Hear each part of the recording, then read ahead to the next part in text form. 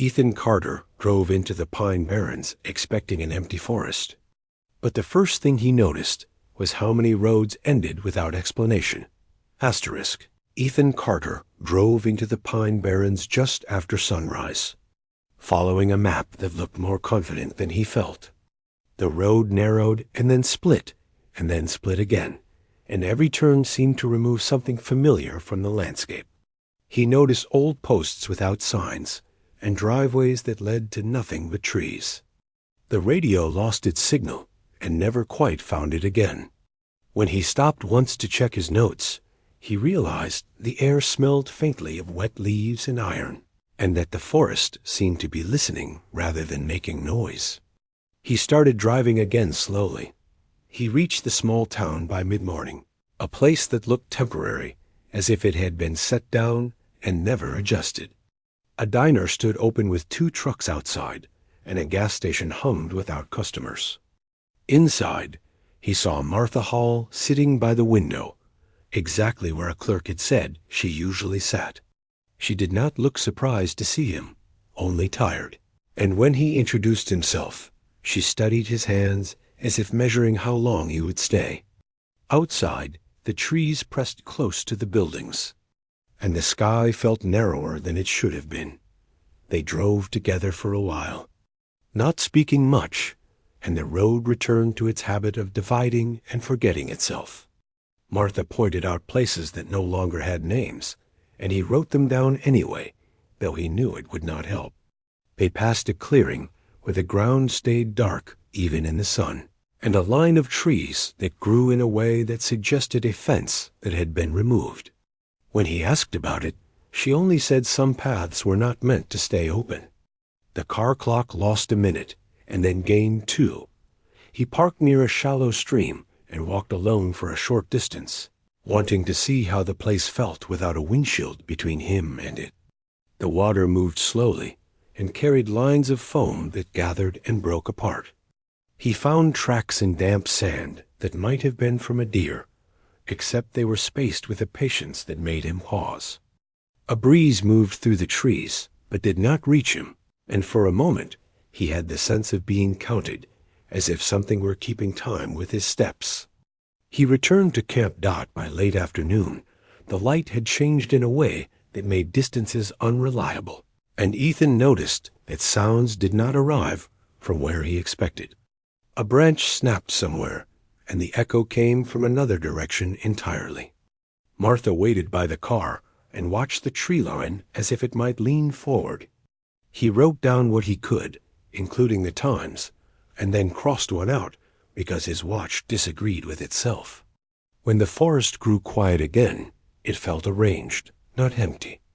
They drove back as the first insects appeared, and neither of them suggested staying longer. Martha Hale warned him that people don't get lost there by accident, and that the woods have a way of returning what they want and keeping the rest. The next morning began with a low gray sky that made the town look flatter than it already was.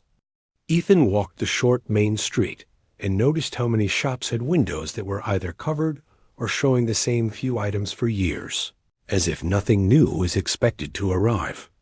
People looked at him and then looked away, and when he bought coffee, the woman behind the counter rang it up without meeting his eyes. He wrote down names from an old notice board and circled 2 that appeared more than once. Later, while driving with Martha, he saw a thin line of smoke far back among the trees that did not move like smoke usually did. And when he looked again, it was gone, leaving only the impression that something had been briefly marked and then erased. They took a different road and reached a place where the ground dipped into shallow pools that reflected the sky in broken pieces. Martha said the water stayed even when there had been no rain, and the car tires made a sound that seemed too loud for the space. Ethan stopped and walked the edge, noting how reeds bent away from a narrow channel, as if something had passed through earlier. He did not see any clear tracks, only disturbances that suggested patience rather than speed. The air was cool and smelled faintly of metal again.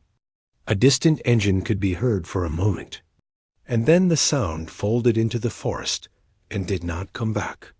As if the trees had learned how to keep it by early afternoon, they returned to town. And Ethan spoke to two men outside a closed hardware store who both said the same thing in different ways, that people sometimes thought they were going the right direction and were not. One of them mentioned lights that stayed low and did not cast beams, only a dull glow that slid between trunks. The other changed the subject and pointed out a place where a dog had been found weeks earlier, alive but unwilling to cross a certain line in the dirt. Ethan wrote it down and noticed that his pen left lighter marks than it should have, as if the paper were resisting. When he checked his watch, the minute hand was between marks and did not move for a while. They drove back toward the stream near evening. But the road that had led there now bent into a longer curve and past a stand of trees Ethan did not remember. He told himself that forests were repetitive and that memory was a poor map. Still, he felt a quiet pressure build, the sense of being observed without any clear direction. The insects did not start when they should have, and the first stars were slow to appear. When they stopped, the forest was not silent so much as carefully balanced. And in that balance he thought he heard a thin, distant note that could have been wind. Except the leaves did not move asterisk. That night the air went strangely still, and Ethan realized the quiet wasn't natural, like the forest was holding its breath. Asterisk on the third day. Ethan stopped trying to pretend that the forest was simply confusing and began treating it like something that could remember. He woke early in his small rented room and found that his notes from the previous evening were not arranged the way he recalled leaving them. The pages were there, but two had been reversed, and one corner was folded in a way he did not recognize.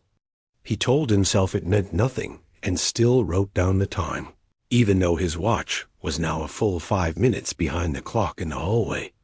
Outside, the town was quiet in a way that felt practiced, as if it had learned how to hold still until it was sure it was being observed. They drove deeper that morning, past the shallow pools and along a road that seemed to repeat the same bend more than once. Ethan marked a tree with a strip of cloth and noticed it again later, but from a different angle, and he could not be certain whether that meant they had looped or whether there were simply many similar trees. The air had a dull weight to it, and the smell of wet leaves and iron returned in waves.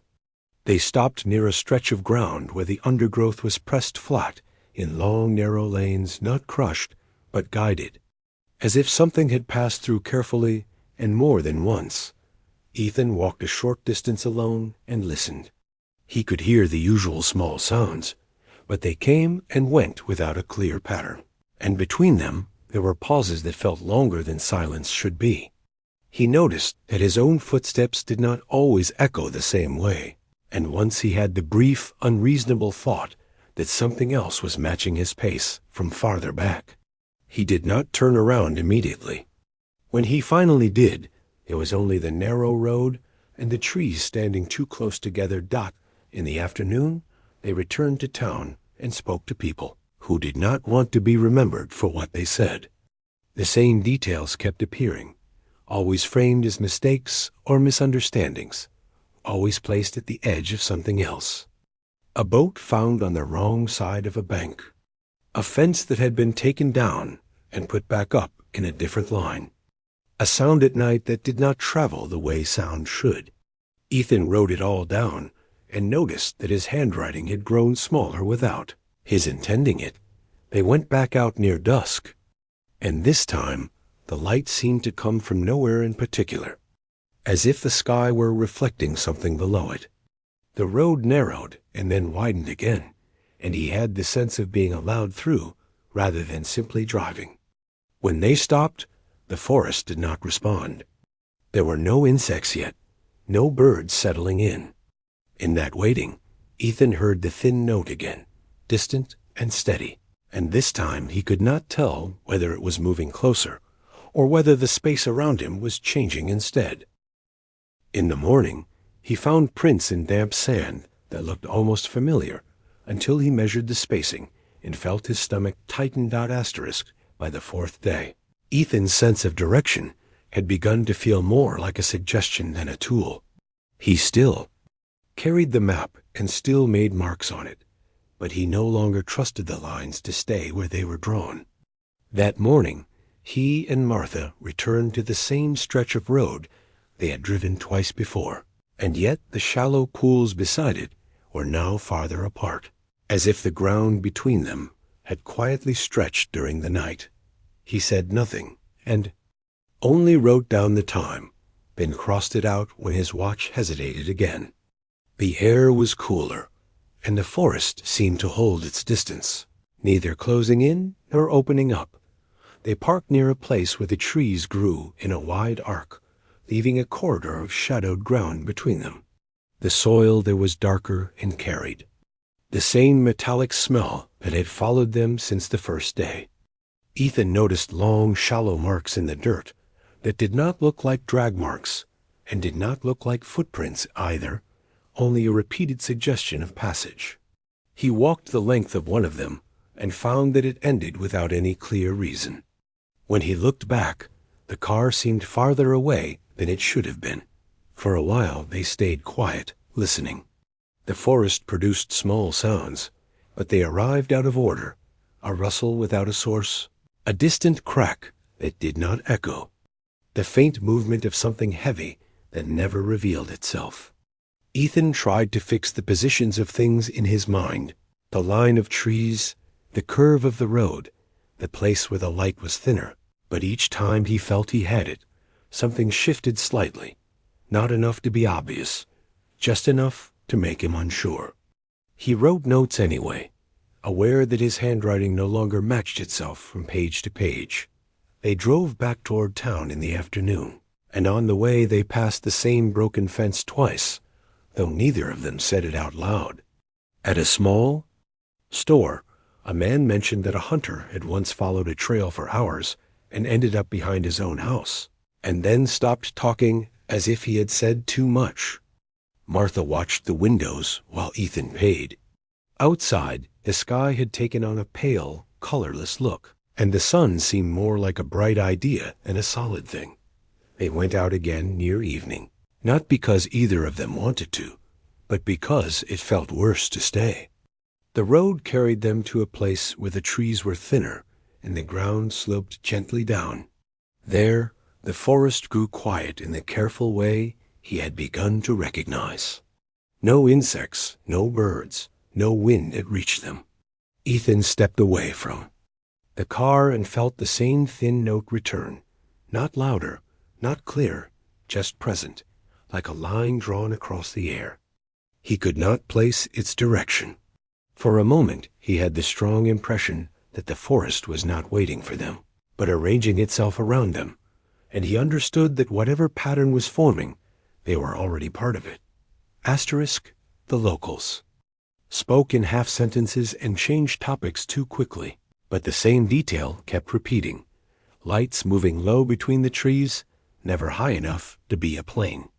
Asterisk, by the fifth day, the idea of leaving had started to feel complicated in a way Ethan could not fully explain. It was not that the roads were blocked or that the car refused to start, only that every plan to go seemed to dissolve into smaller, less certain steps. That morning he packed his bag twice and then unpacked it again to check his notes, and when he looked up, he realized he had been standing in the same place for several minutes without moving. Outside, the town was already awake, but the usual signs of morning were muted, as if sound were traveling through something thicker than air. He met Martha by the car, and neither of them mentioned the weather, which had taken on a flat, unconvincing look. They drove without speaking for a long time and ended up on a narrow road that Ethan did not remember choosing. The trees along it were thinner and taller, and the spaces between them seemed measured, almost deliberate. When they stopped, the smell of metal was stronger than before, and the ground showed more of the long, shallow markings that had begun to appear everywhere. Some crossed, some ended abruptly, and some curved in a way that suggested slow, careful movement. Ethan followed one of them until it faded into ordinary soil, and when he turned back, the car seemed closer than he expected. As if the distance had decided to be shorter, they stayed there longer than they had planned. The forest made it small. Disordered sounds, but between them were the same careful pauses. And in those pauses, Ethan felt the now familiar sense of being accounted for. He tried to place the thin note he had heard on other evenings, but this time it did not appear as a single sound. Instead, there were moments when the air seemed to tighten slightly, and he could not tell whether that meant something was approaching or simply passing somewhere else. Martha stood near the trees and watched the spaces between them. Rather than the trunks themselves dot in the afternoon, they tried to return to town, and for a while the road cooperated. Then it bent in a way Ethan did not remember and delivered them to a stretch of forest he was certain they had not seen before. He told himself that certainty meant very little here. They drove on and found the same broken fence again, and then found it a second time from the opposite direction. The light had begun to thin, and the sky took on the pale, waiting look he had come to associate with the forest growing quiet. When they stopped, the insects did not start, and the silence felt arranged rather than empty. They stood by the car and listened. There was no single sound to point to, no clear movement to follow, only the sense that something was present without needing to show itself.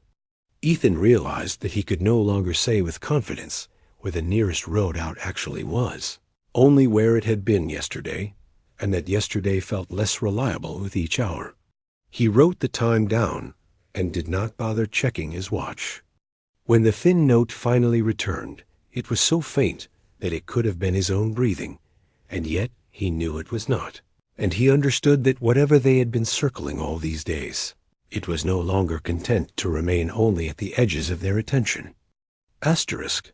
When Ethan finally heard the sound everyone avoided describing. It wasn't loud or dramatic, just a thin, distant note that made the whole world feel slightly wrong. Asterisk. The sixth morning arrived without any clear change in the light, as if the night had simply loosened its hold rather than ended. Ethan woke in the chair, where he did not remember falling asleep, and found his bag already packed and set neatly by the door. For a moment he considered the possibility that he had done it himself and simply forgotten, and then he set that thought aside because it did not help. Outside, the town was quieter than it had been on any other day, not abandoned, but waiting. He met Martha by the car, and she did not ask where he planned to go, only whether he had finished writing. They drove in what they both assumed was the direction of the highway. The road accepted this assumption for a while, and then began to make smaller, more frequent turns. The trees seemed thinner, and yet there were more of them, and the spaces between them had taken on a careful look, as if they were being measured. Ethan noticed that the smell of metal had faded, replaced by the damp, neutral scent of leaves. When they passed the shallow pools, he realized he could not remember approaching them, only already being there. They stopped where the ground sloped. Gently, and the forest grew quiet in the way he now recognized. There were no insects, no birds, no movement that could be pointed to. Ethan stepped away from the car and waited, and in that waiting he felt the thin, distant note return, not as a sound, but as a slight pressure in the air, like a line being drawn where a line should not be. He tried to decide whether it was coming closer or whether he was simply becoming more aware of it, and could not tell. For a long time, nothing happened in any way that could be described. Then the light shifted, not dimmer or brighter, just different. And Ethan realized that he could no longer say with certainty where the road behind him actually led. He thought of the notes he had taken, and understood that they were records of where he had been allowed to think he was, not where he truly was. He turned once, slowly, and saw only the same measured spaces between the trees. When they returned to the car, the engine started without trouble, and the road carried them on. At some point, the forest began to loosen.